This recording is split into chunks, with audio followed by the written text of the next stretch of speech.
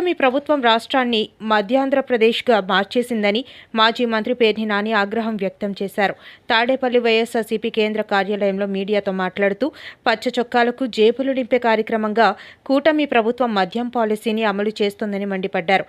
చివరి 2 సంవత్సరాలు అయితే మాత్రం వారిద్దరూ కూడా చంద్రబాబు నాయుడు గారు, పవన్ కళ్యాణ్ గారు, అలాగే చంద్రబాబు నాయుడు గారి కుమారుడు లోకేష్ నాయుడు గారు వాళ్ళ బూటకపు ఆరోపణలతో విపరీతమైనటువంటి తప్పుడు ప్రచారం చేయడం జరిగింది.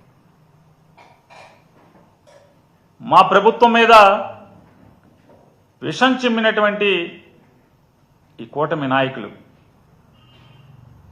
చంద్రబాబు నాయుడు గారు, పవన్ కళ్యాణ్ గారు, అలాగే లోకేష్ నాయుడు గారు గడిచిన 10 నెలలుగా వారి ప్రభుత్వం ఏర్పాటు చేసుకున్నటువంటి 10 నెలలుగా అదే మద్యాన్ని గ్రామాలలోని పచ్చ చొక్కా నాయకుల మొదలు ఎమ్మెల్యేలు, మంత్రులు, ప్రభుత్వ అధినేతలు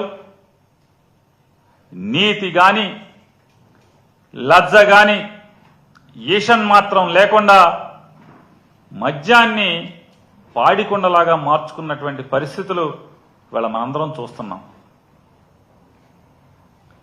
వైఎస్ఆర్ కాంగ్రెస్ పార్టీ ప్రభుత్వం ఉన్నటువంటి చివరి సంవత్సరంలో మరీ నీచంగా వైఎస్ఆర్ కాంగ్రెస్ పార్టీ ప్రభుత్వమే కల్తీ మద్యాన్ని వినియోగదారులకి అమ్ముతుందని చంద్రబాబు నాయుడు గారు, పవన్ కళ్యాణ్ గారు, లోకేష్ గారు పచ్చ ఛానళ్లు, పచ్చ పత్రికలు పెద్ద ఎత్తున తప్పుడు ప్రచారం చేసిన సంగతి మనందరం కూడా ఇంకా మర్చిపోలేదు.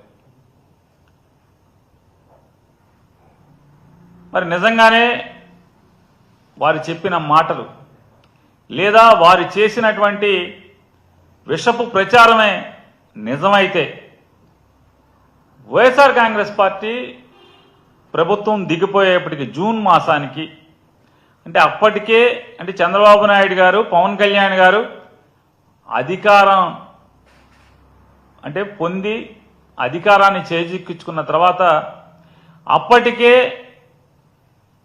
రాష్ట్ర వ్యాప్తంగా ఉన్నటువంటి మద్యం గోడౌన్లలో అంటే స్టాక్ యార్డుల్లో ఉన్నటువంటి మరి మద్యాన్ని అంటే మీరేమో తప్పుడు ప్రచారం చేస్తారు, విష ప్రచారం చేస్తారు, మేము కల్తీ మద్యం అమ్మామని చెప్పని. మరి అదే కల్తీ మద్యాన్ని అదే మా ప్రభుత్వంలో ఉంచినటువంటి నిల్వల్ని మీరెందుకు అమ్ముకున్నారు? మీరెందుకు వినియోగదారులకి లేదా మద్యం వినియోగదారులందరికీ దాన్ని ఎందుకు అమ్మారు? అమ్మకూడదు కదా. మరి ఏం చేయాలి? శాంపిల్ తీశారా? ల్యాబ్కు పంపించారా? టెస్టులు చేశారా? ఇది కూడా లడ్డూ కథేనా? తిరుపతి లడ్డూ కథేనా? అంతే కదా. 14 లక్షల అప్పులు ఎలాగో తిరుపతి లడ్డూలో పంది కొవ్వు ఎలాగో